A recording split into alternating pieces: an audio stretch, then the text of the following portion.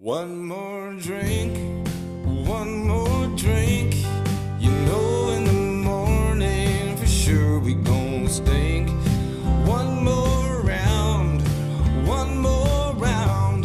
It's 5 a.m., you pricks, the barkeep frowned. This is what we do, catch up for a few. We'll riff and talk some shit and then we'll sleep till 2. Talk some shit and then we'll sleep till 2. Let's rock. Woo! That's the Al Bundy. Let's rock. Remember that? Al Bundy, man. Classic. Did you watch that? Oh, sure. Great one-liners, man. I know. Ron Levitt. Like he said he made that show and he was like, no one will ever watch this. It's like it canceled in a week. It did like 9 seasons. Great. I mean, dude, that's like the all-time great come in and be a great character. Jefferson. He replaced the character and became more popular than the guy replaced. That never happens. Oh, Ted McGinley, the handsome guy. Yeah. He was good. Darcy was good. Applegate. Peggy was good. Katie Seagal is on like 10 shows now. Still hot. So milfy with the high hair and the weird heels. Yeah, the new show though it's such a networky show. It's like a lawyer whose name is like Hunter or something. Yeah, I hate when they do that. Her first name is Law and her last name is Hunter. And you're like, all right. Yeah, first name is Law, her middle name is and her last name is Order. You're like, all right, we got it. A little on the nose there, CBS. It's Truman Show was he's True Man, and then the director was Christoph. Like Christ, it's like, come on, it's so on the nose. It's funny when people do that. Yeah, I mean, dude, this has been one of the best weekends I've had. Maybe in a year. Maybe. I mean, the comedy club's opening, seeing the pals, and the weather all came together. So you got back. Did you work on Friday? You did a cellar spot Friday, right? I did. Yeah, I knew a couple people would flake, and I jumped in. So I got all the. I forgot to put avails in because I'm never here on the weekends. I got all the people who didn't show up. I got all their spots. Yeah, Cellar was amazing. So those of you that don't know, New York comedy clubs opened up on Friday. And my first spot at a New York comedy club in over a year was Jerry Seinfeld dropped in at Gotham. That's right. And he went on before the host because he wanted to be the first comedian on stage. It was a meaningful night to him and to all of us, obviously. Sure. But it was cool to see Jerry be like, this is important. It was cool to see him feel that moment. Yes. And it's fun to go on after Jerry. Of course. And they're already amped up now. Like, it's not going to be a bad crowd now. You saw Seinfeld open, then the host, then you. So it's actually kind of a sweet spot. Yeah, it was nice, man. And then Cellar saw some of Louis. Ray Romano was there tonight. I heard Rock was there. I missed him. I heard Amy was there. I missed Amy, but I saw Amy. Yeah, it was great. Just seeing the people go ape shit when she went on stage. You're like, oh my God, we are back. Like, these people are seeing celebrities. Everybody's laughing. Everybody's happy. Everybody's drinking. McDougal was popping. Love it. It's a great feeling where you're like, I'm so grateful. It's important to be grateful, you know, and then the host does like 3 minutes before and you're like, come on, just bring me up. So true. I know. It's amazing because like, this is just our normal life that we did for 10 years. And then now that it's back, we're like, oh, it's amazing. This is our life. That's just what it is. And we're like, this is incredible. And if you take away anything, you take away a toothbrush for a year, a toothbrush is going to be amazing. It feels like you went on a break with like your soulmate. It's like your soulmate's like, we need some time. I need to find myself. And you're like, all right. And you're just for a year, just having the saddest sex of your entire life. You're miserable. You want to kill yourself. And then she's like, get back in here. And you're like, yes, yeah, I'm back. I'm finally going to get my balls licked again. But can I just say that back to Married with Children, and then we'll get back to the comedy club because that's big stuff. But please, if you watch, first of all, Married with Children got a ton of like feminists hate it. And they got all these horrible reviews. No, ma'am. No, man. Everybody hated, my mom. She's like, "How can you watch this? It's My mom degrading to hated women." it too. Yeah. And I was like, I don't know. I'm 9. This is hilarious. The guy's a shoe salesman. He's looking at tits all day. But it's so funny how people work because we just keep going back to the simple shit. Like, look at Yeah. TikTok. It's like girls dancing and then like horrible comedy videos that are so broad, so basic. Like a girl bends over and a guy's like, damn. Then she gets up and it's a man, and you're like, ah. We just keep going back to the primitive shit every time. Well, I've said this a million times, but ancient Greek comedy, 400 BC, Aristophanes, shit like that. It's rape, dick, and fart jokes. Exactly. They're making the same fucked up jokes we still make. There's a Yep. reason they've lived on. Yep. I mean, Lysistrata, that's the famous one. That the men go to war and the women won't fuck them until they end the war. That's great. I mean, that's like that could be made today. That's fucking funny. That's funny. still funny. It's still But- funny. Midgets, farts, sex, dicks. You're right. Poo. It's funny. That was such a politically incorrect show, even of its time, and it knew it. And it's so funny. I mean, he would just come in and say shit like, a fat lady came into the shoe store today, and everyone would cheer. Yeah. Almost in the way Dangerfield's like, I was with a girl the other day. She was real loose. How loose was she? Right. It was like they were winding up the studio audience. Yes. Old Dangerfield joke I used to love. I'll tell you, my ex-girlfriend was fat. How fat was she? Well, I would drop a drop of water in her belly button. It was an echo. My favorite was from Meet Wally Sparks when he goes up to a couple making down the dance floor. You two should go get a room. Then he walks up to a fatter couple making down the dance floor. You two should go get a warehouse. That's a great joke. That's a great joke. That's a great joke. Oh man, but Married with Children was classic though. It was a classic. And you rewatch it sometimes, and some of those one-liners are gold, man. Just a miserable married couple. Yep. Living in the past. He was a high school star athlete. There's so many. So that's the thing is he's an asshole, but his life is shit. So you kind of have to give him that pass. He works in a shoe store where he gets abused all day. His wife never sleeps. She is hot though. That's the funny thing. I know. That they had to like kind of make her look ridiculous, but you're like, she's still kind of hot. Definitely hot. The daughter was hot. And then I love the whole gag is he hates his life. He hates his kids. He hates his job. And all he wants to do is sit on the couch, watch TV with a beer, and put his hand in his pants. That was the big joke, the hand in the pants. He did that, and the place went, woo! It's so good, man. And so good. And the whipped husband, like you didn't see that on TV a lot. The power woman with the arm candy husband, right? Who was worthless. Short haircut. Yeah, so true. Good point. It was like that versus Roseanne. It was kind of like those were the two kind of like trash shows that were beloved. I mean, Roseanne though, that was actually like a really good show. I think. Yeah, it was the first time like a fat family was on TV and they were trashy and poor. That was great. Yeah, man. Norm Macdonald wrote on that. Did he really? Oh yeah, they had a lot of funny writers. I think. Damn. Yeah, that was classic.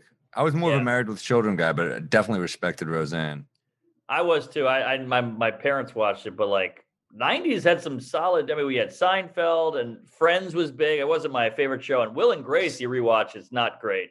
No, Simpsons though. Simpsons, come on. Will and Grace, yeah, I never really did it for me. Acting is great, but it's just not. It's not my cup of tea. No, it was so theater. And speaking of Norm Macdonald, he had one of the best points I ever heard. He's like, this show is supposed to be like progressive and supporting gays, but they're just laughing at the gayness of it. Like he'd come in and go, I got a date tonight. And they'd all laugh. And you're like, he's a gay guy, got a date. Like, what's the joke?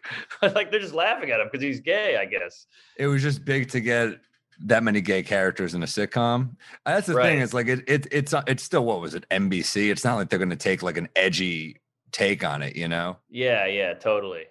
But Jack, whatever, that guy was such a talent. Sean Hayes, that guy is so He's funny. incredible. Yeah. But he would come in and go like, I got new jeans, and the audience would go crazy, and you're like, that's not even a joke. He's just laughing because he's gay and saying it like a gay guy. Yeah, that's a good point. But yeah, that was the night. I mean, we had a couple of killers, couple great movies, great music. Ah, Sandler, that was the rise of Sandler and Jim Carrey, and yes, that yes, and was like all the Tom Hanks, Spielberg joints, all that shit. Pulp Fiction. Woo! All right, Boogie here's a Nights, Boogie Nights, Fargo, PTA, Fargo. Lebowski. Ah, even like My Big Fat Greek Wedding, which is not our cup of jizz, but you can Never see saw it. it was an independent movie and it just blew up. That was back. Even like Sex in the City was a good show. It was Yeah. good. Yeah, I saw Charlotte in a diner once.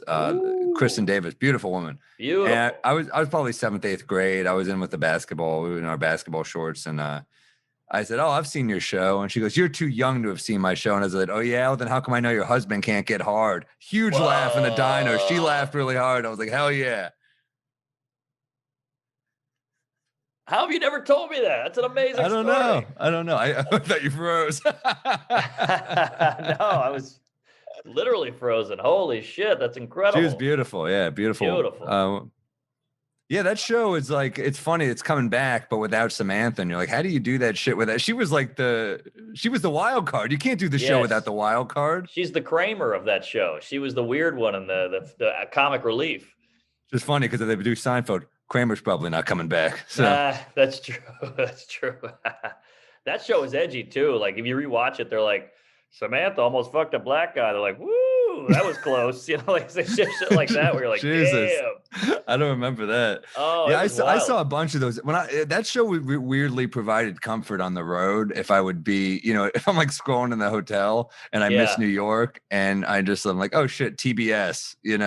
That's all Right. TBS had, was like, back then at least, it was Sex and the City reruns, Family Guy reruns, and like the worst created shows of all time. Yeah, yeah. Every that's show true. was like one woman who has like 3 guy friends, and she's like, "Oh, you guys, I'm cool. I watch sports," and you're like, "Oh, Right, geez. right. Who is this for? Who is I this show know. for?" I drink beer. I'm wearing a jersey and a baseball hat. Yeah, that's so true. But every now and then TBS would have like a Back to the Future marathon. They play Shawshank Yeah. Redemption 4 times a day, or Casino, or Breakfast Club. It felt like a friend who had great taste and stuff, but then when he was like, "I want to tell you a joke," you're like, "Fuck, all right." Yeah. Just stick to telling me the Carlin bit. Shawshank's a tough one not to watch if it's on TV. Is that what's your, if it's on TV, you're watching it movies? I mean, I'm a Casino. I just always watch it no matter where it is. All the Scorsese. Breakfast Casino's Club, I'll so watch. watchable for sure. It's like a 3-hour violent music video. It's kind of Yes. and it's every character is so hateable that they become kind of likable. I know. I love it. I love that fight in the desert where they're like, "You motherfucker, you Jew bastard, you piece of shit," and he's like, I knew you shouldn't come out here," and it's like real. It's so realistic. They seem like real friends. It's amazing. Yeah, dude, Pesci's so good in that movie. Frank Vincent, right? That is fuck. That was Yeah. James Woods. Oh, Sharon Stone, Don Sharon Stone was Rickles, so Alan hot. King is in it. Yeah, so hot. Fuck, yeah, Rickles. Kevin Pollak. Damn, a lot of comedians in that movie. A lot of comedians. Yeah, it's Vegas, baby. Love it. And then yeah, you said Breakfast Club too, for sure. That's Yeah, No Country for Old Men. That was on HBO a lot for a while, and I would watch the last 10 minutes, the first 10 minutes. I mean, I no matter where it was, I would watch it. yeah, the Coen brothers are kind of, you can't do wrong. Yeah, they had a couple of rom-com things. Bardem is so fucking. Oh, I liked Intolerable Cruelty. I even liked that one. It was fun. I It like was that one because Clooney's so damn charming. he's got that Cary Grant thing, man. He's the best. Yes. But no, dude, Javier Bardem in No Country is so fucking scary. So scary and so good. That damn cow thing with the fucking. Wait a minute, are you drinking non-booze? No, I got a hot Todd, dog. Oh, nice. I was worried you were going sober on us. No. It's hurting me. Just for the record, I do have some sort of reflux going on right here, and I'm still powering through for the pod. So All right. What do you got? A hot toddy? What is that? Bourbon and honey? I just did hot water. I think you're supposed to do lemon juice, but I can't take that for the acidity. So I just did bourbon, water, and a little honey. Yeah. All right. I love the gentle alcoholic. I can't take the acidity. I'll just have the poison. What do you got? I got the old fashioned. Oop. Couple ice cubes. You know Oh no, how it is. Manhattan. I I'm thought you were sorry, doing Manhattan. Jeez, you're right. I'm because you got drinking. from the courier. Fireside cocktails, baby. They sent us a bottle of Manhattan, and I'm not a huge mixer guy. You know, you get the margarita mix or the Bloody Mary mix. I want to make my own goddamn cocktail, but this shit tastes damn good, and it tastes like a Manhattan. Yeah, well, they sent us that, and they sent the Negroni too, right? Yeah, I'll So do it's that just a next week. bottle, but it's just mixed. Yeah, It's pre-mixed. You just pour it over ice. with the bourbon in there already, and I wish I had a garnish, but I get worried these bottles, they come real sweet sometimes, and this ain't too sweet. It's fucking perfect. So well done, Hate it. Fireside. Hate it too sweet. You know what that would be nice for is a green room. You're on the road. They just Yes. I mean, you know, especially if you're in like a theatery type venue where they don't have a bar, Yeah. you just have one of those in there. That's Good fucking call. nice. Also, it's good if you're a single chap and you got a couple of hookers coming over or a couple ladies, whatever it is, and you just go, "Oh, you want to? I'll make you. I got the best Manhattan in the city," and you go in the kitchen, just they think you come out there with a real cocktail. It's nice. You don't have to buy all the ingredients. You can just, I mean, I love making a drink. I do love I. kind of do it, but this is kind of a nice, you know, it's a nice alternative if you're lazy or you just, you know, exactly got a woman over, you don't want to have her waiting for too long. You just get Right. it going. Get it Keep it on going. a- Yeah. You can keep it in the fridge. You just pour it over. You just have it straight up. Yeah. I mean, it tastes that good, and the bourbon's already in there. It's not bad. I mean, Maybe I'll try that next week. you try it. I'm gonna do the Negroni. I love making my own Manhattans is my only thing. Yeah. It's nice. I mean, it's all about the ritual. It's like I had a friend who loved rolling joints. He wouldn't even maybe Yes. take a hit, but he just feels, I'll roll it. Yeah, or the guy at the grill, I'll do that. I got it. I love that Oh, guy.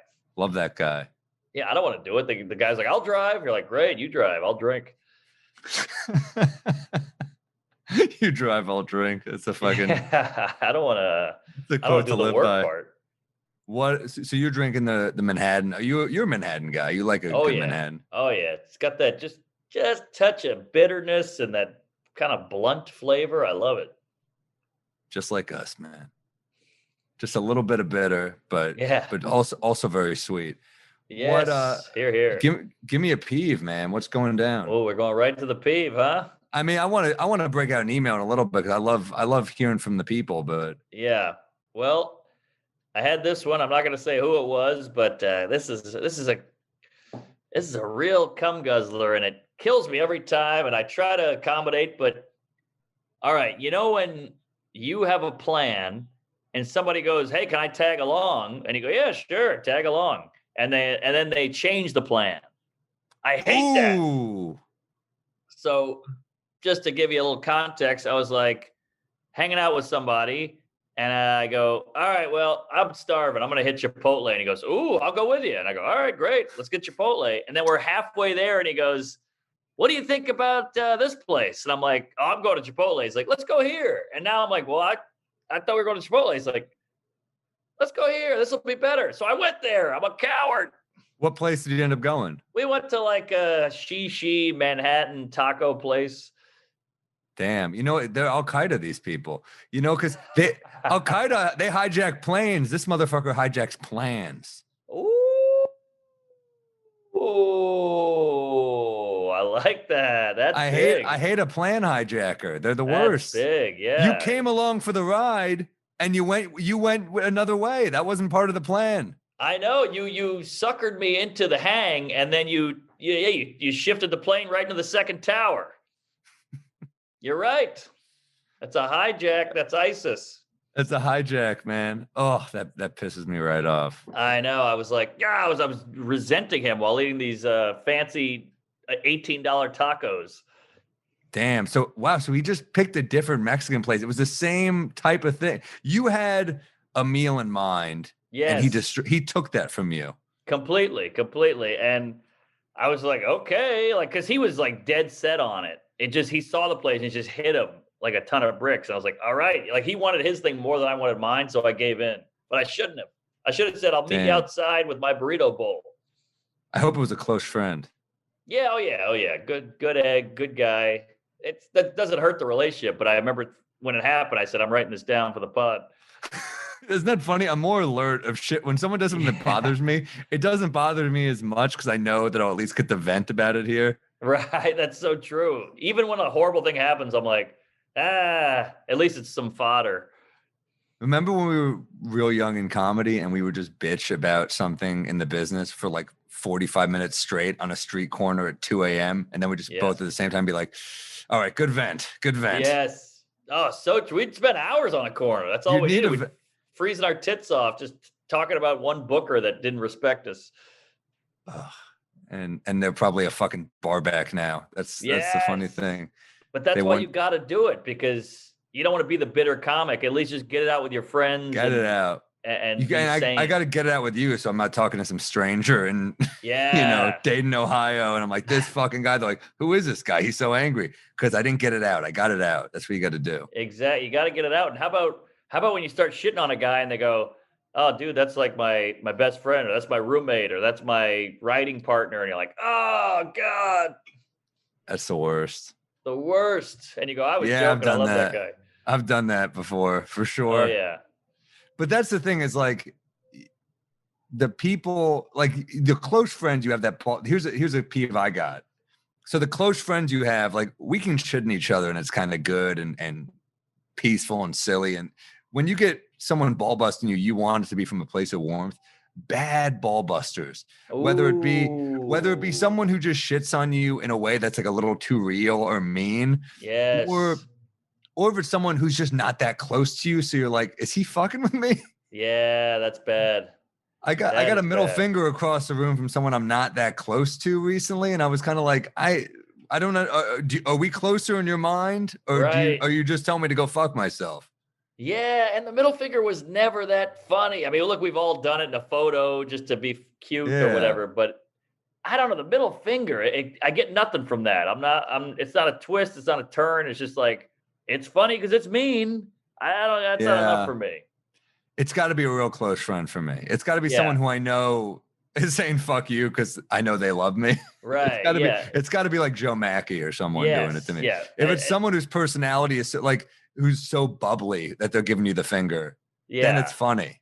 Exactly. He's such a cute little guy that when he does it, you're like, wow, it's like a 10-year-old doing it. That's funny. A kid being vulgar is funny. Oh, that's fucking gold. I mean, that's what the Little Rascals was, and Problem Child, all that shit. Yeah. South Park. Yes, so true. So the bad roasting, or the people who just say mean shit to you, be like, "What? You can't take it? I thought you were a comedian." You're just like, "No, I am. I'm a comedian. Maybe that means that I have a decent. Did you hear me shitting on myself on stage? I can make fun of myself. Yeah. It's that I thought you actually like hate me. That's why I'm being like, oh, okay. Right. Right. Yeah. And there's no joke to it. Like Ellen had that funny joke about, hey, nice haircut, idiot. And she's like, geez. She's like, well, I was just joking. Well, you don't know how to joke properly. We should both be laughing. That's an old Ellen back when she was fun and normal and straight. Ellen had another great bit. She would say it to her PAs, die, cunt. Thought it was pretty funny. Yeah. By the way, her ratings are through the floor. And it's not that. Again, back to my point, it all comes back to the primitive. Two guys talking on a podcast, maybe not ours, but some other podcasts, gets better ratings than her. Primitive. It's weird. Maybe, I don't know, man. I think talk shows also, I don't even know if it's just her thing. I think like she took a break. I think the hiatus hurts you a little bit. And then talk shows just don't do as well. It's funny. No. Remember how much we would have to tinker these late night sets when we'd have to do talk shows, and they would be like, this word's better than this word, and you can't do this word. And now it's kind of the point where I'm like, I don't really give a shit if I do them ever again. I had the same realization. Like now that I'm selling a couple tickets on the road, I'm like, why would I do that? Why would I change my act and put on look, I like the old fashioned vibe of it, the tradition. I get it. But now I'm like, now that we don't really need it, it just seems definitely less alluring.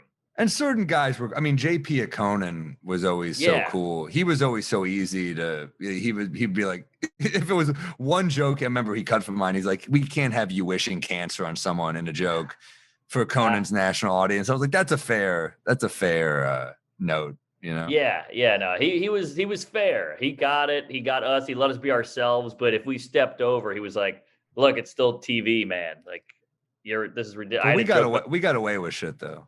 oh yeah. I mean, you had a blowjob joke out of the gate on one of them with the cabbie. You're getting a Yeah, BJ. I probably shouldn't have done that joke.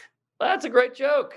About It was all the right. driver, what is it called? The The- automatic driver. Yeah, it was that's one I couldn't believe I got on, but I think I it was know. I think we got cocky to point like that was a problem where at that point I was kind of like, let me just see if I can get this Yeah. on more than I liked the joke. Right. But yeah, I mean, the it's a joke was something about a girl was smart joke.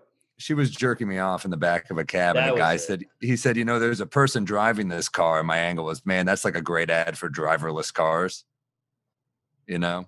That's great. That's why you're a good comic, because some guy will go, I got jerked off in a cab. It was crazy. This girl's a slut or whatever. But you had the driverless cab thing, driverless car, and you had an angle with it. And that's good writing. Yeah, it was not my favorite joke. It was one I look back and I'm like, it might have just been too dirty for a late night. So sometimes they're protecting you in that way. Like this is a 5 p.m. audience in Burbank. And people will say, like, why'd this joke hit harder? They're fucking tourists in Burbank at 5 in the afternoon. I remember it hitting. I remember being like, wow, like I was on the road Maybe somewhere watching that joke, like, damn, that killed, and that was blue. I love when we be on the road and we catch each other on late night or catch a friend on late nights. That's the most fun, watching a buddy just like you're in a hotel room and you're like, all right, they're good nights in this, you know? Yes, exactly. And I don't know if this is, I haven't seen late night in so long, but remember to be like, tonight on Conan, it's Will Ferrell, Whoopi Goldberg, and comedian Sam Morril. And you're like, oh, you got to hear that comedian thing. Like, I know that guy. Yeah. Do they Fuck, even I do did. I that? did love it. You were the first. I think you were the first one of my friends on late night. You had that. You crushed your Conan set. You crushed. Oh yeah, that was 2013. I was 29 years old. I was terrified. I was You trembling. dabbed your. You took Conan's tie and dabbed your forehead, and that pick was like a big thing. That was a big pick for me. That was a big moment. He didn't love it. I don't think so. But I was just reeling. I was like on another planet. I just like, give me that tie. Let's keep being funny. Let's see how funny we can be. What did he say to you? He goes, okay, don't do that, because his microphone was attached to it. So I think he was like, what are you, crazy? God. Oh, and then there was, so after that, I was like, I got more emails about the tie thing than the bits, which was a little annoying, but I get it. So after that, I felt like every time I did Conan, I had to have a thing at the end, like a weird twist or a gag. So on one of them, I pulled out a 20 and I was going to put it in his suit pocket and tap it down. And I pushed out and I pulled the 20 out and I put it back in my pocket. He goes, he's whispering in my ear. He goes, you were going to do something with that 20, weren't you? And I go, yeah. And he goes, you're a fucking idiot. Wow. Oh my God. That's he said, fucking great. It was lovingly, but he was laughing through his teeth. Like, you're a fucking idiot. He's got to, on some level, respect it because he knows you look up to him. He must. I know he's a humble guy, but he must. So the fact that you're being that reckless on a moment that he knows is probably important to you, he's got to respect it on some level. Yeah, I hope so. Because I grew up like, you'd see Gilbert Gottfried go on Arsenio and he would grab the camera and go, ah, and you're like, that's what comics do. We get crazy out there. Belushi's doing cartwheels shirtless. And so I wanted a little taste of that. But we're so not those guys. I mean, you have a little of it. I mean, you're such a pure joke comic, Right. You're such a pure joke writer, but that's hilarious. I mean, you pussed out on the 20. It's probably for the best. Probably for the best. Yeah. And on one of them, I pulled a headshot of him out and I got him to sign it while we were waving. Wow, so really? That was a little more respectful. I have that in my apartment. It's framed, of course. Damn, he's such a nice guy too. He's such a legend. The greatest. On my last Conan, I don't know, I did 8 of them or whatever. He came, he never came in my green room. I know all these comics like, oh, isn't it cool when he comes to your green? He never did that once for me. And then the last one he did, and that was nice. Yeah, he did it once for me. He's not. I think other shows do that more. I don't think he really does it. But it's like you kind of get what. Well, you do that thing, and then they come in, and then it's like you have like 8 guests, and they're stuck, and they're just like, this isn't what. I bet if they knew it was just you, they'd come in more, but they don't want to fucking meet your aunt. You know, like Good it's a point, whole good thing for point. them. I remember Fallon came in my green room. It's like my whole family. It's like my Yeah, mom, that's a lot. my dad, my brother, my sister, my agent. Yeah, that's a lot, A and lot. it's that's their whole job is to sit on a couch and talk to fucking Snooky, and now he's gonna talk to our aunt. That's just adding extra work. Yeah. I remember one time I was on the road with Dave Attell and Jeff Ross years ago, Wow. and Dave, we're in the Borgata, and Jeff's room, his green room is like got like 40 guests. Family, cousins, Yeah, two yeah, people he met in a bar once, two guys, like a father and son he met at a bar, like literally yeah, swimming with guests. There's subs everywhere. Everyone's eating, they're socializing. I yeah. open the door to Attell's room. It's like all the sandwiches are saran wrap, nothing's touched. He's smoking a cigarette. He looks up, he goes, "Hey." That's a comic. And Jeff Ross comes into the green room with family to introduce him to Dave, and Right. he goes, "Oh, this is my aunt," and Dave goes, "Oh, great, another aunt."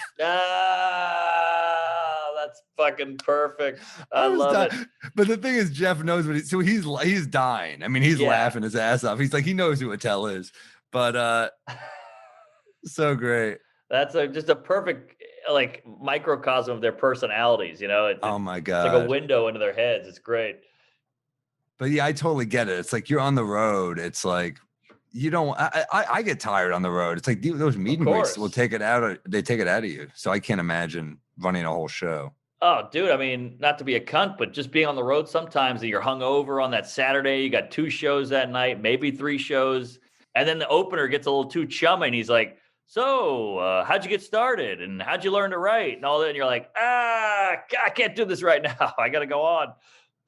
Yeah, it's tough because you get like I was that guy once. So I feel like I knew to Same. shut up. I learned my lesson to shut up, I think.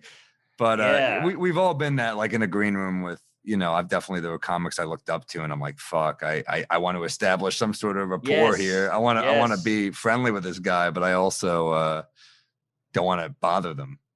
I mean, I have a story. I don't know if I should tell it about DePaulo, but it was back in the It's day. you and Nick? No, no, it's a friend of ours and Nick. And this guy used to open for Nick, or he did once, and he was like, "So, Nick, how'd you get started? Like, what's your process?" And Nick's like, "We're not fucking chicks. We don't have to fake conversation." And the guy was Wow. like, this is like 2001 or something. I So then heard that story. our friend started opening for Yeah. Nick, and this guy goes, "Hey, I opened for him once. He chewed me out for talking, so don't fucking ask him any questions. Don't do anything." And our friend was like, "Okay, okay." And then he opened for him, didn't say a word for like 2 weeks of opening. And Nick goes, "You keep your mouth shut. You do well on stage. Here's a bunch more dates." And it worked out. Hilarious. Yeah. That's an OG comic. Yeah. Oh, yeah. Oh, yeah.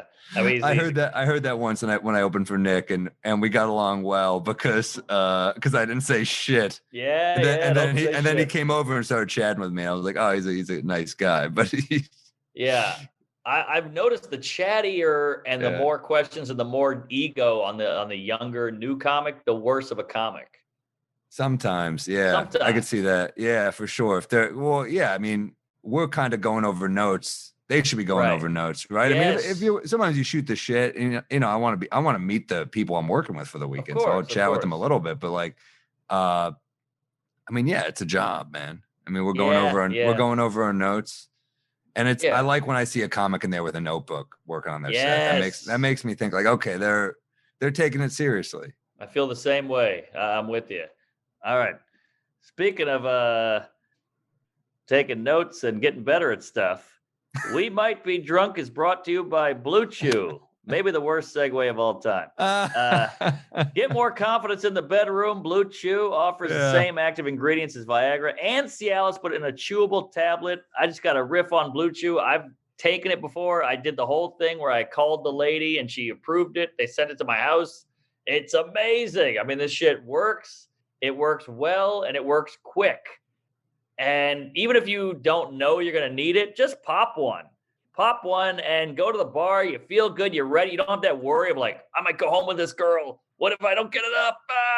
That's all gone. You're like a kid again. You're like an 18-year-old, rock hard. Maybe gives you an extra inch if I'm being honest. And Really? Oh my god, because you're so hard. You're never that hard anymore. We're getting That old. you're going to the you would take this going to a bar on the chance you would get laid. You don't think that's like there's something about Mary thing. You're supposed to rub one out before you go out, so you're seeing people as people. Well, when I was a single guy, I would keep one in that weird pocket in your jeans that can't fit anything but a Blue Chew pill. You Ooh. know, that little weird pocket inside the pocket. And I would just keep one in there. And if I started up a thing and I could get some vibes, she got her hand on my knee, whatever it was, I would take it then.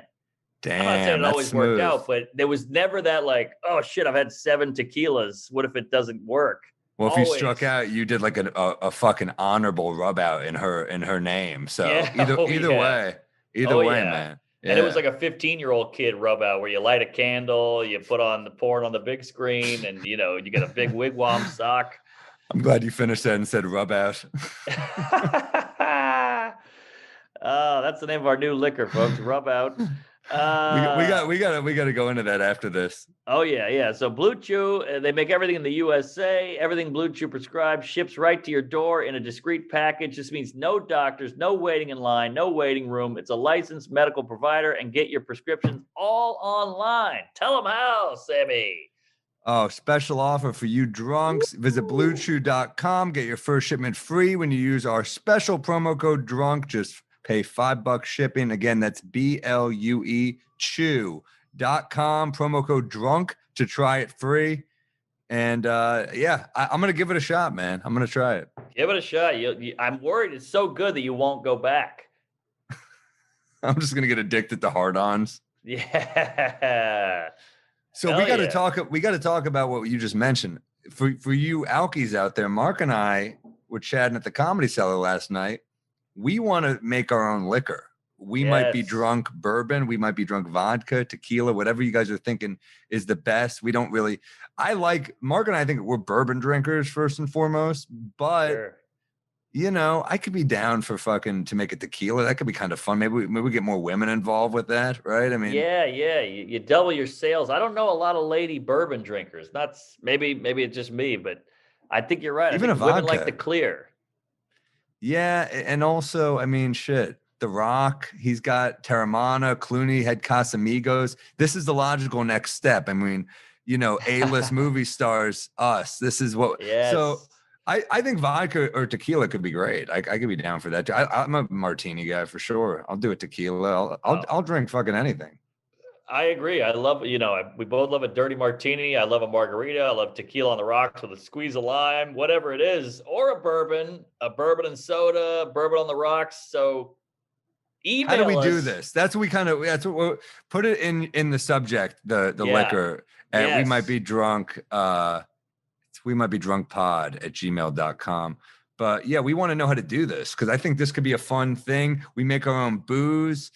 We start small, maybe some limited supply Yes. thing.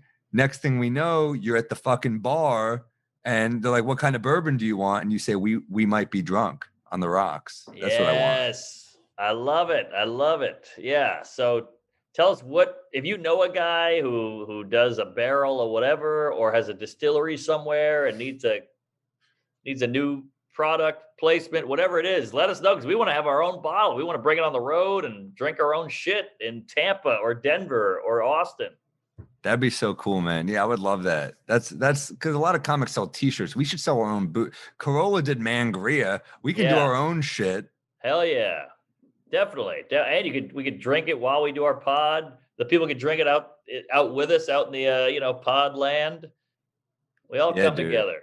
And we might be drunk. Maybe that's the name. Maybe it's not. We'll think. If you have suggestions for a name, we'll listen. But Yeah. This is all up in the air, all ideas, spitballing. So throw it all at us. But let us know if you think bourbon, tequila, or vodka. Spitballing is kind of a funny name. Oh, yeah. A spitball. That sounds too gross. It's a little gross, little elementary, juvenile. Rather elementary. Should we read a P from remember, email us at we might be drunk pod@gmail.com. Also sign up for the Patreon as well if you're enjoying this for a yeah. bonus. Should I read one, Mark? Yeah, hit me. This is from GT Pet P. First off, I want to say I fucking love the podcast. Watch both your Ooh. specials half a dozen times. Thanks also for turning me on to Nate Bargatze. That dude kills you. He's a great Nice. great comedian. This one is more specific to people who have worked in the food service industry. It drives me nuts when you people bring out food to the table and no one seems to remember what they ordered. Who had the cheeseburger? And then you just blank stares, looking around like an idiot. That's Apparently good. everyone got Alzheimer's. That is good. The same time, how the fuck can you not remember what you ordered? Drives me nuts every time. Love the show. Keep up the great work, fellas. Oh yeah. Well said. Good call. I like that. That's so true. And I've seen that and then I've done it. You know, the guy comes up, he's like, "Who had the manicotti?" And I'm like, "So anyway, this fucking guy parked in my parking spot. Oh shit, sorry, you know." Yeah, for sure. For sure. I've done it too. But I've I've tried not to do it. Yeah, I try to. And did you ever wait tables? No, I did catering for a while. I never did actual Interesting. awful gig. Yeah. Gotta wear that monkey suit. Oh yeah. And at least with catering, every gig is like it could be a bar mitzvah, it could be a Elks Club, it could be an old folks thing, could be a family reunion. You kind of mix it up. Yeah, but it's mostly just it's always at night. It really That's killed true. comedy for a while. So it was never day shit. That really Yeah. sucked. Man, I waited tables for I don't know, 10 years. Really? Oh yeah, I mean that was like the go-to. New Orleans was all service industry. It was all booze and food. So like was like the natural progression. You just I'm 14, I'll go work as a waiter or a busboy or a bartender, and I hated it. Fuck, man. 10 years. The good thing about restaurants though is the wait staff is a bunch of psycho degenerate. We all fucked each other. We all did drugs. We all drank every night. You kind of hang out and you're like this weird group of misfits, and then you'd make a bunch of tips, and then you go to the bar next door and spend it all. Yeah, the getting fucked up with the staff is my favorite part of stand up on the road. Yeah, and you get that old glimpse of it when you go back to comedy clubs and you go out with the staff. I don't do it as much as I used to, but when you're a young comic, you drink it with the staff. It's fucking it's a fun time. It's great because you're in their world for a whole weekend. You're like, wow, this is what it's like in Indianapolis. This is what the people are like. And they're dirty and they're offensive and they're fun and they're smoking and they hate their kids and they hate their house and they fucking hate they hate the man. Fucking Bill. Bill's the worst. I fucking hate Bill. I shouldn't have fucked him that time. It's great. You get in on the people. Drama for sure. Yeah. Nowhere does standards and practices seem more insane than when you're just hanging out with food service people who will just say fucking anything. Anything. They get yelled at all night and they have to put a smile on it. So when they get off shift, off the clock, they are just pirates. One lady puts her leg up on the table. You see the ankle band from the she's on house arrest or whatever it is. All that shit, C-sections and black eyes, who knows? That was us early on, and stand-up too is like, it was miserable gigs that we'd have to smile for. Oh, so true. So true. And that's what was tough about the pandemic is you went back into that for a second. Like, I'm in the park, I'm on a roof, I'm in a parking lot getting my ass kicked, but you just got to push through. Got to push through. You want to read another peeve? Oh, yeah, going? Sure. What do you got? I got Skylar Lutz. I'm a guy, and here's my peeve. I'm a guy. I'm a guy, and here's my peeve. Yeah, great name. Skylar's cool, but then he lets you down with Lutz. Lutz is like 30 Rock, man. Lutz? That's the cat. You never watched 30 Rock? Yeah, who is that? Is that Lutz is he's the writer on the show. The bald guy? Who's he's in the writer's room. Judah, Toofer, and Lutz. Yeah, Toofer, by the way. You could never do that now. Nah. Yeah, Skylar Lutz. I'm a guy, and here's my peeve. Women on first date who tell you they want a man who knows what they want, but then keys your fucking car when you tell her she's not what you want. Shaking my head. Peace, Skylar. Jeez, this is a personal peeve. Yeah, this is clearly a specific woman he's pissed about. They tell you, so they tell you what they want in a man, but then they Yeah, hold on, let me reread that. A woman on a first date who tells you what they want. They want a man who knows what they want, but then keys your fucking car when you tell them you don't want them. Jeez. That's kind of funny. That's a good point. Yeah, like he's like, I know what I want, and it's not you.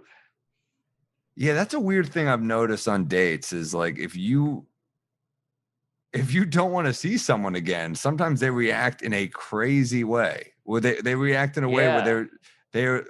they're like, fuck you. I thought you were a man. You're like, I told you. Yeah, yeah, that is true. I've been blown off by women. I'm just kind of like, take the hint. I don't know. Like, what do you Well, what else do you do? It's so weird. It's weird when they're like, because that happens. I think dating's tough. I think people have a hard it's time tough. out there. It's tough. So, and you meet a lot of bad people. So, Yeah, there's a reason a lot of people are. Some people are single. but I talked to a close friend of mine, female friend, when she's with someone now, but when she used to date, I remember we'd like, we'd swipe Bumble for her and we'd like look at the men. She would do it for me too. And Yeah, and I remember she would meet guys. She's very attractive, and she would meet guys who, if she didn't want to see them again, they were so angry. They were like, "What the yeah, fuck? yeah. What the fuck's your problem?" And it's like, I don't want to be with you. That's not a personal. Of course. I guess you're taking it personally, but it's like you could be great. I've met people that are great that I don't want to be with. It doesn't Yeah, mean you're not great. Just not for me. Yeah. Yeah, no, but people do get mad about that, and it's almost kind of babyish. And I think, and this sounds like a bit, but I think a lot of guys get hurt up front. Like you ever see that guy who goes up to hit on a girl and she's like, no, I'm good. No, thank you. And he's like, fucking dyke or whatever, fucking lesbian over here. You're like, she's not into you, man. Or she has a boyfriend. Like, relax. Don't hit her. Take it easy. And then I've noticed after you sleep with a girl, she becomes that guy.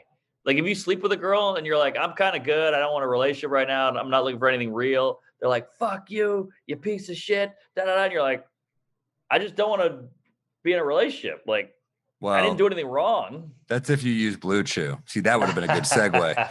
But no, for real. Yeah, you're right. I think there's something about, the power shifted. They know that they have something that you want. Interesting. Right. And they're keeping the guard. And this isn't all women, obviously. I'm not generalizing, but it's not all men. But they know that they know a lot of guys are using those apps to just get laid. Yes. So that's why they're like keeping how many profiles do you see where like not here to hook up, which by the way, it's like, I've been on dates where they're like, you are not getting laid tonight. I'm like, you're the one who keeps bringing it up, by the way. I haven't brought it up. That's when you know you're getting laid, by the way. Exactly. Exactly. Like, you're not getting laid. Do you want to come back to my apartment? I'm like, right. Are you sure? To not fuck. You're like, okay. To not. Okay. Right. they change in the lingerie. You were not getting lucky tonight, mister. I've had all this. This is happening. Oh, totally. Yeah. Well, yeah, there is. You're right. Yeah, I think it shift. There's been a shift once you've gotten laid. But why Men can't biologically are more invested before they have sex, and women are more invested after. I think that's supported by science. I think. I agree, but how come we're the bad guy? Just because you're upset doesn't mean I'm wrong. I don't know. I think it depends how you go about it. But sometimes you just get someone who's just like mad. Sometimes you get people. Sometimes you get people at a bad time. Like sometimes I'm just not there yet, and has nothing to do with the woman. Like I can meet someone awesome, but sometimes I'm just not over the last person. Yeah, but also, just to back it up, it's kind of sad that there's a power shift after you have sex. Like, I don't know. Why don't you? Is that it? Just the sex thing? I don't know. This is going to sound insulting. I think it depends. What's going to sound insulting? Yeah. There's definitely people that I've like slept with and I've been like, well, I want to sleep with you again. It's not. I think sometimes they still have the power. I don't think it's always the case, but I think once a guy knows that he got that, they become cocky. They become a little cocky. Like, I'll give you an example. My friend, I had lunch with my friend this weekend, and he came into the city. He's staying at the city right now, but he came in to meet this girl for brunch. And I think they've hooked up before. So he just assumed they were going to hook up. And I was like, you tried so much harder to get laid before with her. Yes. You were taking her to nice dinners. Yes. You took her out for breakfast and you thought she was just going to invite you back. Like that. That's all I'm saying. You're not trying anymore. Right. But here's my I think question. that's part of the shift too, is once you've gotten it, like you're doing those nice dinners, then what's date 3? You want to watch a movie at my place? Sex becomes kind of the goal. Of course. Oh, it's definitely the goal, but he did something to get laid. He won her over. He impressed her. He was charming. He was whatever. He had a funny story. He was funny. He was great, intelligent, whatever. What did she do besides the sex to keep him? That's my point. I don't know. Yeah, I don't know. I think, that feels more equality-ish to me. It's like, yeah, you both got laid, and now he's over it. But what are you doing to hold on to him? Like, I have an old joke about like, this is when your shit kicks in, ladies. After you sleep with a guy, you gotta bring on the charm now.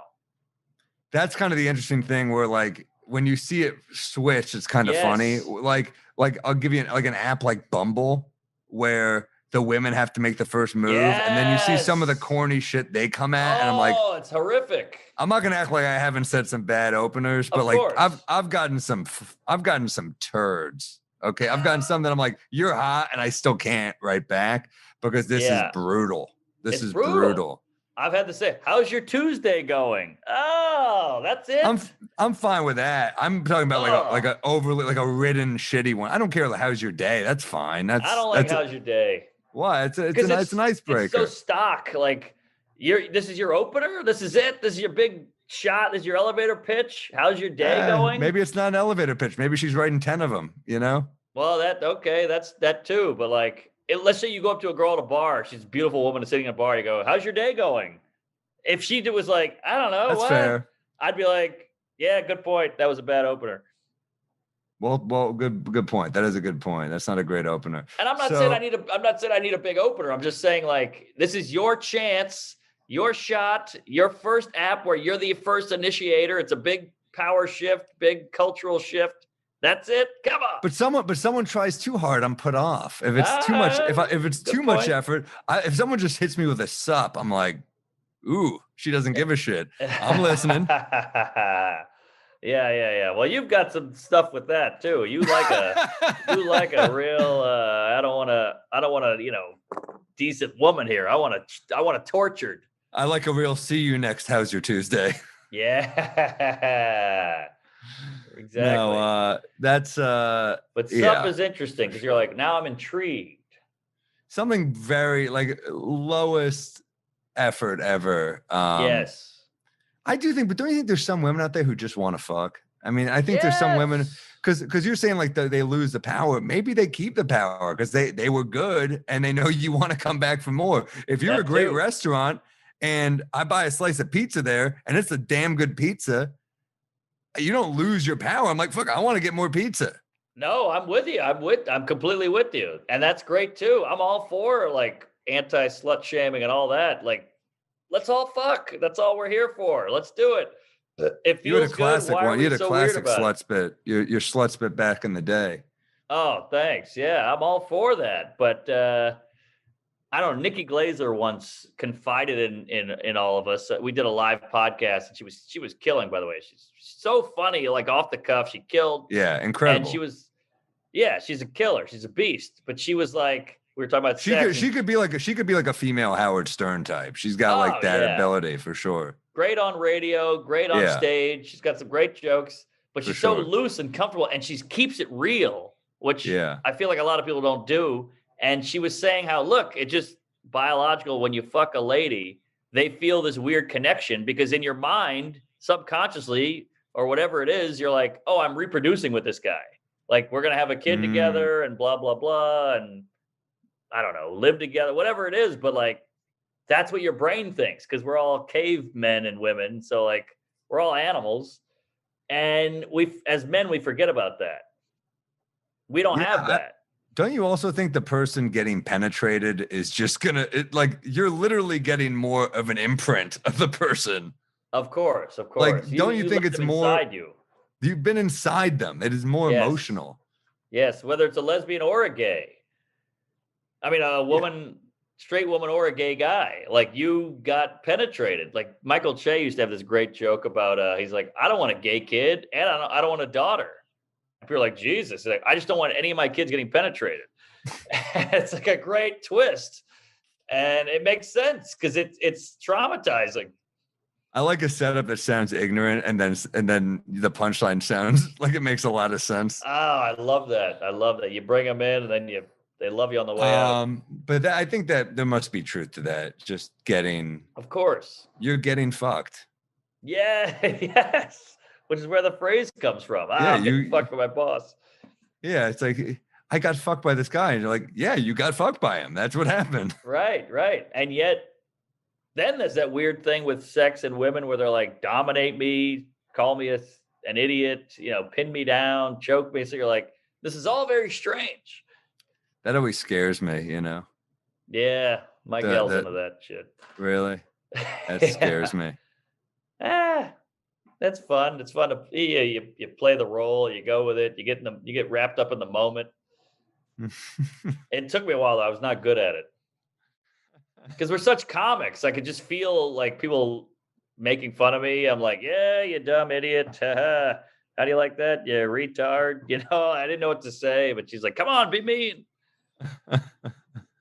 I do different role plays.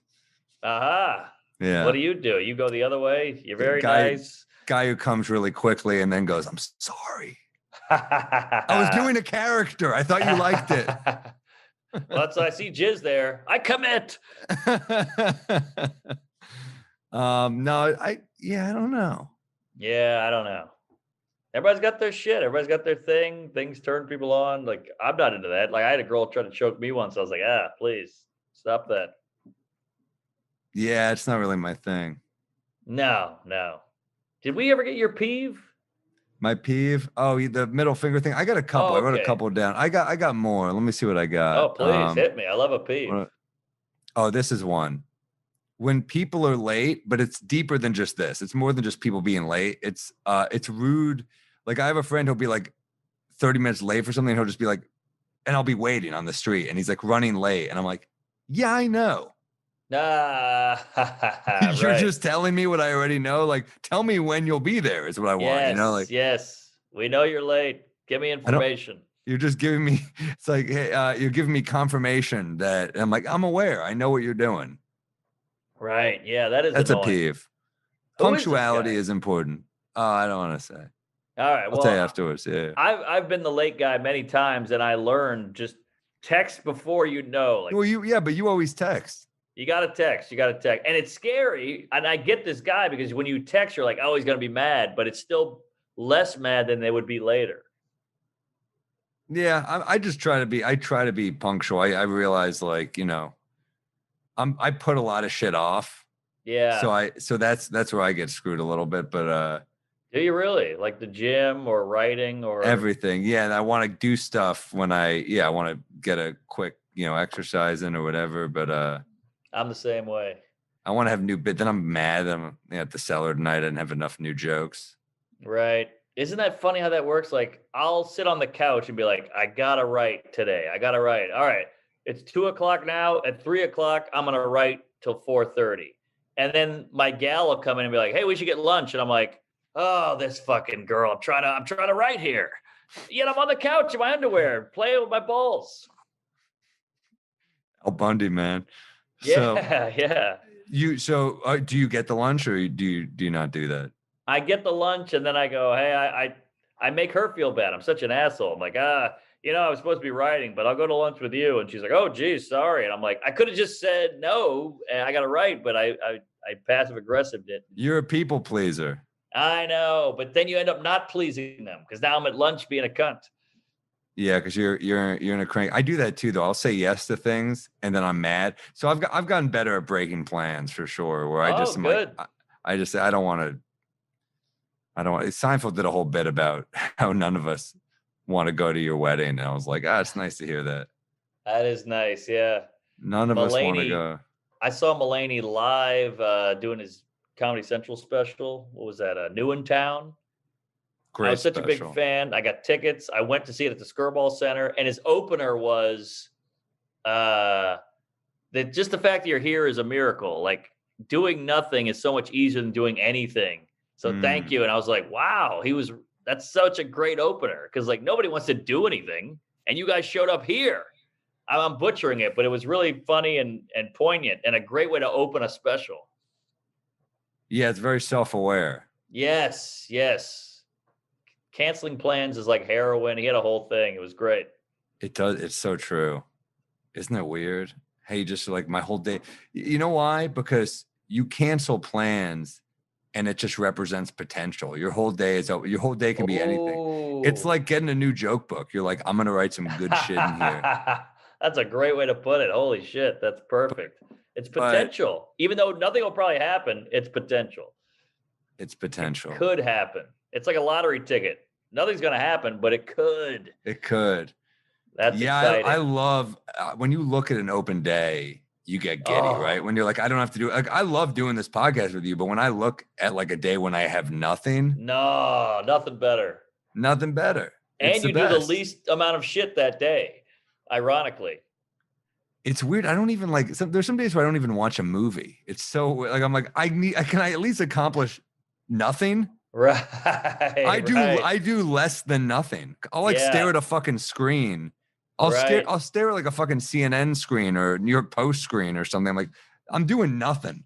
Yes, that's so true. I think is a lot of people, you get those guys who are like, I'm bored. What are you doing? I'm bored. I'm like, I am not bored. I can find a million things to do. I got too much shit to do. I can tweet, I can write a joke, I can play the piano, I can watch a movie, I can go on the roof and read. I'm never bored. Who are these bored people? Yeah, bored people. It's weird. I was talking to someone the other day and so my buddy Seaton Smith, and I was like, man, I'm hungover. And he's like, well, you write a lot of jokes. And I was like, oh, that's a good way to look at it. It's like you're burning your brain out. You're kind of like, I need to shut it down for a sec. Yeah. That's true. Some people think like we don't think like that. We're constantly guilty. I should be doing more. I should be putting on more clips and writing more jokes. But I feel guilty, but then I don't do enough though. I still don't do enough. You see, you did it. You just did it again. But I don't, man. I'll do like, I don't know. Do you You're ever? You're the most prolific guy out there. You just did a special, then you did a roof special. Now you're working on a new hour. Most people have put an hour out in that time. It's nothing. I got nothing in this new, unless you're coming to see me on the road, in which case it's very strong. And no, it's just taking so fucking long to figure it out, and like I feel like I'm out of shit to say. It's fucking exhausting. I'm the same way though, man. I catch myself doing a bit tonight at the Cellar that I did pre-pandemic, and I'm like, you can't write a fucking new joke in that year of the pandemic. I'm like, I'm sorry. I'm yelling at myself while on stage in front of 50 people. Yeah, I did two like short ones that were from. I did 3 one-liners that were from the Roof special tonight on stage because they were just so stiff. I'm like, let me just take some surefire ones to get the ball rolling. And I was mad at myself. They're all short jokes, but I was fucking mad. Same. I'm such a cunt to my own brain. I was on the rooftop tonight. I did a joke from my first album because I was like, I need something that'll hit. It's quick. This is bulletproof. No one's going to ever heard this joke. And one guy in the back goes, wow, it's so weird. I was listening to your first album the other day, and I remembered that joke. I was like, wow, he caught me. I'm a cunt. I suck. So weird. Busted. Yeah, I'll do some. It's such a weird thing, but I did a thing on Clubhouse, and it was like for Passover. It's whatever. It'd be fun if we did something on it together. It'd be fun if we did like a joke thing on it. It could be fun, but that's not overall. Bad. It's like whatever.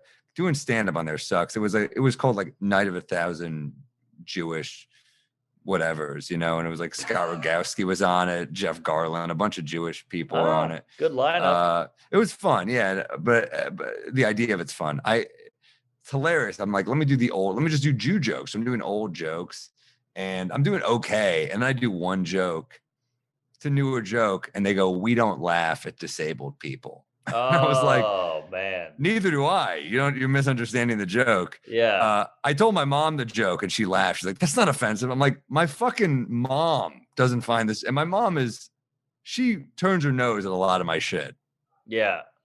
And she was like, that's not offensive. And it's like, man, people are so fucking, there's like a type of person that's like, they want to be on the right side of history rather than the fucking, they want to like laugh at a joke.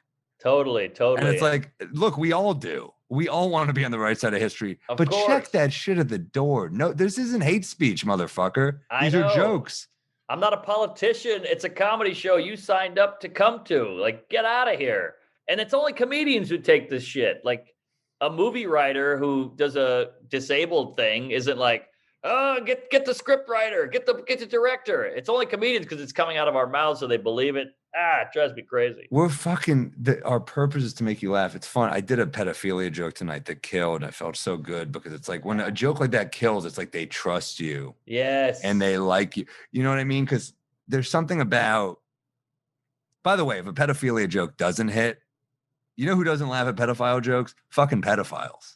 Good Those are the point. people that probably are like, that's not funny. Yeah. I'm uncomfortable right now. Totally. And I'll go so far as I tweeted tonight after If it's a good joke, I'm not saying laugh at any pedophile joke. If it's a good joke. Any joke, laugh at if it's good, but don't laugh at it if it's bad. Pedophile, toothpaste, whatever. But I did a tweet tonight. I said, after a show, white audience member, that black joke was appalling. Don't ever do it again. You should be ashamed of yourself. It's 2021. Get your shit together. Black audience member, that fucking joke was great. I loved it. Do more black jokes. I'm a little hurt you didn't do any more black jokes. And that really happened to me. So I tweeted it. But it's a symbol of this weird white lady thing where they're like, hey, don't do that joke. That's offensive to black people. And you're like, the black guy liked it. So I know you think I'm a racist, but you seem more racist because you're telling him what he can hear. Yeah. You're like some weird little dictator. Let him tell me. Yeah. No, we could talk about this for 10 hours. That's why I said, but all, the Cellar was pretty cool tonight. It's pretty cool to be back at the Cellar. New York comedy, man. Great.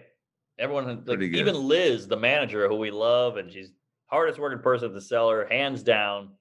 Everybody loves Liv. She's the real deal. And she has some life in her again. She's got a purpose. She's running around. I mean, she was born to run that club. Yeah, it's so true. It's the best club in the world, man. It really is. It's great. It's 4 rooms, sold out. 4 rooms. Killer. Pretty special. Great to see SC, the Booker, the Cellar. Special. I still think we should do this show when shit comes back. We should do this show live, not live, but at the Fat Black.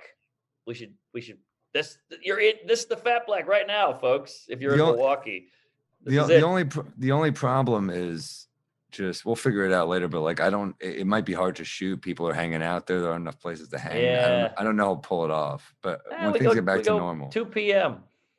I could do that. Yeah. All right. Yeah, we can have a day cocktail. We're adults. I'm down for a day cocktail. I do like drinking at night better. I do too, of course, because we're such animals that you get one in us, and I don't care if it's 2 or 4 or 8. I want another one. All right. Let me read another P from Sean Page. Sean Page. Pet peeve. I have a roommate that constantly asks my permission to use this or that appliance in the kitchen. Or also ask if it's cool to cook something. Is it cool if I microwave this or that? Which I always reply, yeah, sure, I don't care every time. But all I really want to say is, yes, please, by all means, cook and eat where you live. Why are you constantly asking my permission? What's next? Are you going to ask me where to use the can? Interesting. Yeah, I don't know. This is weird. My only question is it your appliances? Maybe that's why he's asking. I don't know. Well, this goes to show that you can be too much of anything. You can be too mean and eat all the food and be a dick and not pay rent, or you can be too nice. So there's always a gooey middle, and this guy's going too nice, and it does. Too nice is annoying. Too nice is annoying. I agree, because it doesn't seem sincere. It seems like they're like trying to be like get points for being that nice. Yeah. Totally. Yeah, I'm with it. It seems weird. Like, what are you doing? Take it easy. We live together. He's got a couple Recs too, which we haven't done Recs this up either. But he goes Sort of Trust with Mark Maron and Jillian Bell. Funny comedy about Maron being pawn shop owner in Birmingham, Alabama. Never heard of it, but No. obviously we know Marin. Yes. 1917, Ah, the recent Sam Mendes movie, brutal, oh, action-packed. Yeah, it loved was it. great. Saw Yeah, that in the theater. it's the last movie I saw in the theater. I think. Whoa! Wow. Have you been to a movie theater I recently? haven't. I have not. And I'm a big movie douche. I love going to the movies, the whole thing. But no, I haven't. I can't wait to go back. I hope. They always say movie theaters are over. That's gonna die. They're all No, going no, away, and no, I hope no. they don't. No, they won't. People want to go. People want to get out of their house. I don't care how cool your entertainment center is at home. You want to go out and see It's true. and do things and see. It doesn't count as a date if you take your girl to your apartment and watch a movie. It counts as a Right. date though if you take her to the fucking Regal Cinema or whatever. I mean, that's a date. That's a date. You got to tear a ticket. That's the only reason it's a date. But it is kind of crazy that you have a movie theater screen in your house. Basically, these people have like 57-inch TVs and shit now at their house, like poor people do. Yeah. It's a different world. So the movie theater used to be exciting, but now it's like I got the shit at home and I got food and booze. So Yeah, but dude, not that I want to see King Kong versus Godzilla, but that's not a movie you want to watch at home. I agree. I'm with you. I love the experience. I love the popcorn smell. I love the weird seats and the candy. I'm into it. I like a movie theater. Like there was one that closed down by me, man. But they sold at the snack bar they had cashews. Ooh. You know you're getting a good movie selection at a theater that sells cashews. You're getting some foreign flicks. You're getting some indies. Yeah. Love a geez. theater with cashews. You look at the snacks you're getting at that bar. You're getting some good shit. If they get a seltzer gun, you might live there. You got Spindrift behind the bar. All right, I got a parking pet peeve from Donnie Mustachio. Hmm. When you're searching for a parking space and roll up on a guy getting in his car, you wait for him to pull out and he gets in and just sits there looking at his phone. At least wave at me before you get in to let me know you're not planning on leaving, you douche. Donnie. Yeah, this is not. I don't really relate to this one because city guy, but it sounds like a douche move. Yeah, that is interesting. I get it because two things. One, sometimes people feel like, oh, this guy's waiting on me. I kind of like it. I kind of like sitting here because I have something that he wants and it gives you a little jolt of power, which is sad, but hey, human nature. And then sometimes I do that too. I get in my car. I'm like, well, I just want to look at my phone for a minute before I seatbelt and drive for a half an hour. You want to like check everything before you go. You want to put the address in of your GPS, whatever it is. True. I get that. But yeah, if it's a long time, that's fucking annoying. Yeah, I'm the guy. If somebody's waiting, I'm like, I don't even look. I'm sorry. I'll get out. You're a pleaser, man. A pleaser. It's not a good way to People live. pleaser. Yeah. All right. Should we wrap this thing up? I could read 10 more emails. Oh, yeah. geez. Should we do one? Let's do one more email. We should do our Rex and our jokes too. Oh, geez. I've been rambling. I'm sorry. Well, it's been fun, man. Yeah. What do you got for a rec? Well, I'm 20 minutes into this Tina Turner doc and I'm loving it.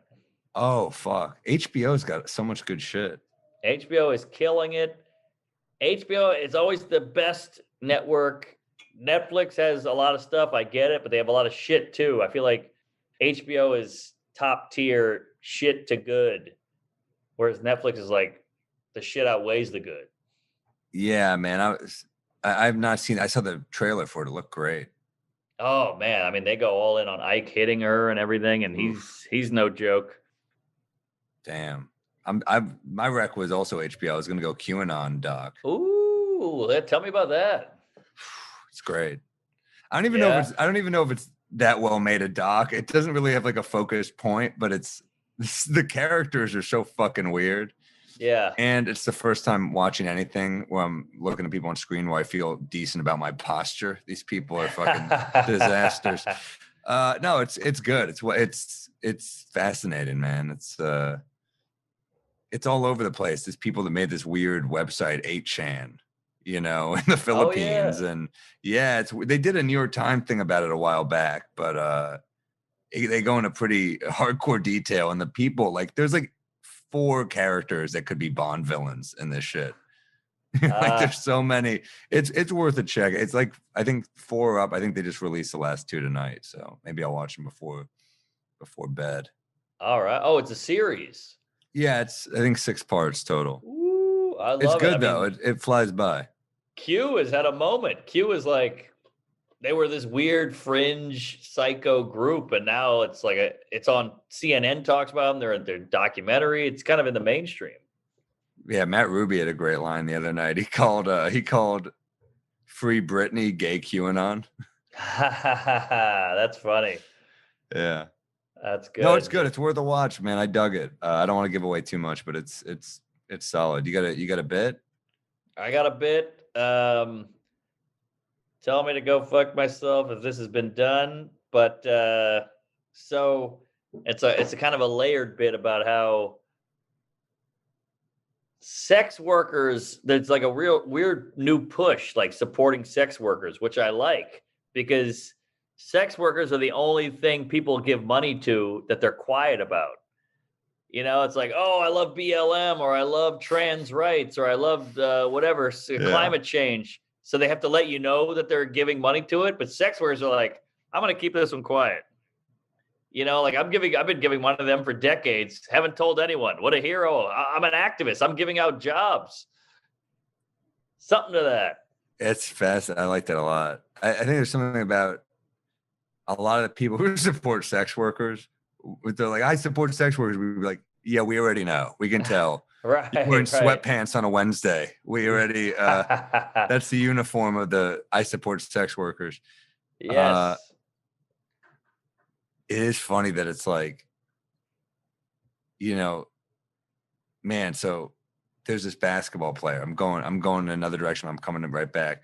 Paul Pierce, he went on Instagram Live and he's smoking a blunt. He's with all these strippers. Mm-hmm. And he works for ESPN, you know, which is Disney owned. Yeah. And he's getting in trouble for it. He's just casually hanging out. But then it's like, you punish him, you're kind of being like, you hung out with not people. Yes. So there's something fucked up about that, I think, too. Completely agree. Women do it too. Women are like, these sex workers are abused, and you're like, yeah, I got 2 last night. They're like, whoa, easy creep. You're like, wait, I thought they were a hero. I thought I was a hero. Like, I'm helping them. It's a weird gray area. It's a gray area. It's a gray area, which is great for comedy. So that's the bit. I think maybe the difference is that a lot of people who I think got into sex work, there's some trauma, but shit, you could say the same about comedy, right? I mean, ooh, yeah, of course. Or any form of entertainment. Yeah, politics, anything. Yeah, I get this trauma, but that's not me. I'm just giving them money. Like, I'm supporting them. I'm giving them jobs. I'm employing. It's a fascinating thing because I think there's a lot of people full of shit. Like, we got to help these sex workers. They're down and out. They're getting hurt. And you're like, yeah, I'm helping them. I'm keeping the lights on. But then are they hurting? I feel like OnlyFans has gone through the roof. Aren't they doing well? I feel like every article I see is like OnlyFans, like got this. I feel like it'll be like a nurse, and she's like, "Yeah, I can't survive on my nurse's wage, but I have an OnlyFans." Yeah. By the way, that's female privilege. A guy could never do that. Hey, I'll show my asshole. Can I get $6 million? That's the Catch Me Outside girl. She got $6 million in a day or whatever. Damn. Really? Yeah. $6 million? That's a headline. That's a news story. $6 million in a day. Wow. Give it a goog. Damn. Yeah, so it's like this weird thing of like, hey, don't objectify women, but unless I want your money, then objectify me and give me the money or whatever it is. It's all very gray. It's blurry. It's muddy waters. It's fucking muddy, man. Yeah. So then I do this whole thing in the bit where, remember this old saying you hear a lot from old guys where they go, these prostitutes, you're not paying for the sex. You're paying for them to leave. And then I'm like, no, you're paying for the sex. They want to leave. They're leaving for free. Like, you pay a hobo to leave. You know, hey, can I get $1? No, I get away from you. Come on, $1. All right, here, get the hell out of here. You're not fucking the hobo behind a dumpster. You know, I go up to women in bars and they leave instantly. I ain't paying for that. Yeah. And then you go, well, actually, I did. I bought her a drink, so I did pay for that. But right. But No, that's a great premise. I love that there's, angle. there's something there. Yeah, you're paying for them to leave, and then I go into a whole thing with that. But yeah, that's where I'm at now. It's brand new. Damn. This is all interesting. Yeah, it's funny. Black Lives Matter. Maybe the problem is sex workers are not being beaten up by the police. They're being fucked by them. Ooh, that's good. That's I good. don't know. Because trans rights matter, but they're not being beat up by police, I don't think. But they are being beaten up. They are. Are they? Yeah. Yeah, they're hate crimes for sure. But there's some trans prostitutes. So if you're into that, you're helping them. All right. This is dicey. Now I think we're going in a weird area. I think the joke, I think the bit is like that it's the one thing you can't, we're getting away from the bit. It's the one thing you can't really be proud of. Yes. Yes. But then again, it's the only movement you jack off to. Right, right. Huh. Yeah. Hookers. I mean, we even changed the name, which is a sign of progress for them. It's sex worker now. So they're and then with like the shooting, they're like in the limelight now. It's a hashtag. We got to help them. So I think they're getting some love, which is great, but they're the only group that you quietly support. You don't even want people to know you support them. You're anonymous. Yeah. Yeah, when you have like a GoFundMe, do you want to show my name with sex workers? Absolutely not. Yes, exactly.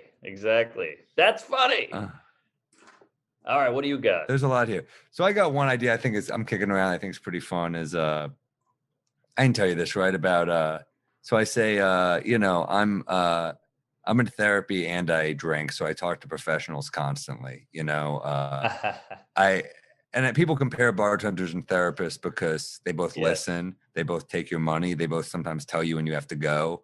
But the difference is a bartender will throw you a free round. Oh, I love this. This is great. Therapists are never like, oh, you were molested? 30 minutes on the house. Oh, that's killer. All right. That's a new one. I think that's hidden, man. It did not get much tonight at the cellar, Really? but I think I've tried it twice. It killed Saturday. It did not. It got very little tonight. Oh, that's big. They were good, but they were a little stiff. Took me a minute. That's why I did some old ones tonight. Yeah, there could be something too. Is like also the chance of me fucking this therapist are not great, but I think this bartender is showing me some love. Something about asking for the number. Right. Yeah, both of them are like, please stop calling me at home. Yeah. Buybacks is a big thing. Like, I hear you had a rough night. Here, take one on me. But that's true. There's no therapist giving you a free session. Yeah. Or extra time. Bartenders, they listen to you. If you go too much, it's a little troubling. If you're like, yeah, I go 5. Either way, if you go 5 nights a week, people are like, oof, you've got some issues. Right. Yeah, you're never. Is there a term like therapy-aholic in there or something? Like this guy's addicted to therapy. You're in AA or something. You're in a meeting about going to too much therapy. Something about like either way, you don't want to. I don't know. There's something here though. Yeah. It's true because when you get drunk, you really open up and you really start talking about shit. Yeah. Maybe you combine it where therapists should get you drinking.